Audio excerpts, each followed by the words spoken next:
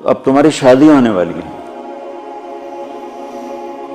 تو آنے والی کو دیکھو نا کتنی بڑی قربانی کر کے آ رہی ہے، گھر، ماں باپ، بہن بھائی، سہیلیاں، ماحول، ہر چیز چھوڑ کے آ رہی ہے۔ تم آتے ہی اس کو کڑاہی میں ڈال دو تو اس کا کیا حال ہوگا؟ اور جتنی کوئی مشین قیمتی ہوتی ہے اس کی ڈائی اس سے بھی قیمتی ہوتی ہے۔ ڈائی سانچہ انگریزی میں ڈائی کہتے ہیں، اردو میں سانچہ۔ مرسڈیز کا جو سانچہ ہے جس میں مرسڈیز ڈھلتی ہے، وہ مرسڈیز سے زیادہ مہنگا ہوتا ہے۔ اس پہ کوئی ذرا بھی خراش آ جائے نا اس کو تبدیل کر دیتے ہیں، نیا لگاتے ہیں۔ یہ جو 2-3 سال ایک ہی ماڈل چلتا ہے، کہ نیا ماڈل لانے کے لیے کروڑوں ڈالر پھر خرچ کرنے پڑتے ہیں، کہ نئی ڈائی بنانی ہوتی ہے، نیا سانچہ بنانا ہوتا ہے، اس لیے 3 سال ایک ہی ماڈل چلتا ہے۔ تو دنیا کی سب سے قیمتی مشین انسان ہے جس کا سانچہ ماں ہے، جس کی ڈائی ماں ہے۔ مرسڈیز کے سانچے پر خراش پڑے تو بدل دیتے ہیں، اور ماں بن گئی ہے بچی اور اس کے پیٹ میں بچہ ہے، سسر اس کو ڈانٹ رہا ہے، ساس اس کو ڈانٹ رہی ہے، نندیں اس کو ڈانٹ رہی ہیں، دیور اس کو ڈانٹ رہے ہیں، خامد اس کو ڈانٹ رہا ہے، تو ڈائی اندر میں تو پرزے ہو گئی نا۔ آج کل بچے پیدائشی ڈپریشن کا شکار ہیں، کہ ماؤں پر وہ تشدد ہوتا ہے ماحول، کہیں اس کا الٹ بھی ہو جاتا ہے لیکن وہ بہت کم ہے، کہ آنے والی بڑی زوردار ہوتی ہے، سارے نے بلا لیں گی، لیکن یہ بہت کم ہے۔ زیادہ یہی ہے کہ آنے والی ایک عذاب میں پھنس جاتی ہے۔ تو اس لیے میں نے کہا بیٹا ہمارا دین ہمیں کہتا ہے کہ لڑکا بھی گھر چھوڑے، لڑکی بھی گھر چھوڑے، اور اپنا الگ گھر بسائیں، تاکہ دو کے مسائل ہوں۔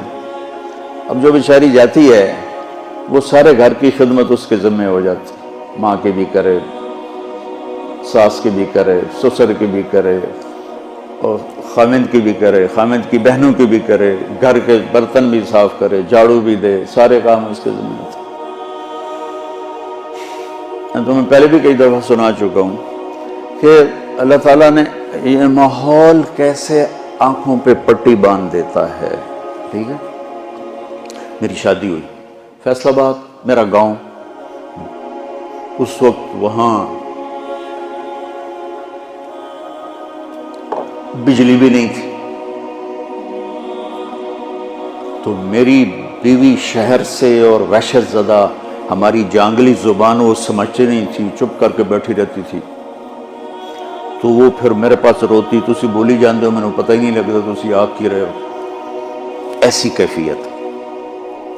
اور اللہ نے آنکھ کھولی تو نوکر، کھانے والے الگ، پکانے والے، کھلانے والے الگ، پکانے والے الگ، سودا لانے والے الگ، حکا بنانے والے الگ۔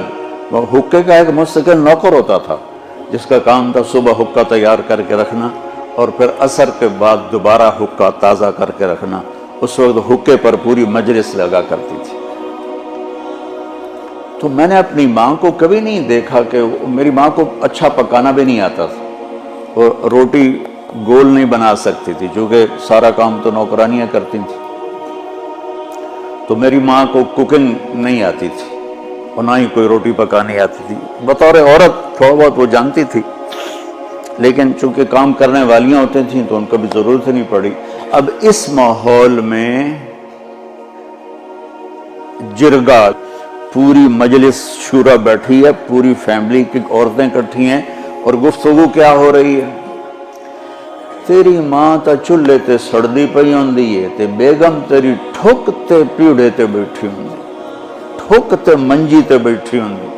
اور میں ہنس پڑا، میں نے کہا میری ماں کہاں چولہے تے سڑی ہے؟ میں نے کہا میں ہمیں تا اسے ماں چو جمعیا، میری ماں نو تو ہن تائیں پکاونا نہیں آمدا، تو کہاں چولہے تے سڑی ہے جو میری بیگم جیڑی ہو ٹھک تے بیٹھی تے ماں چولہے تے سڑدی پئی۔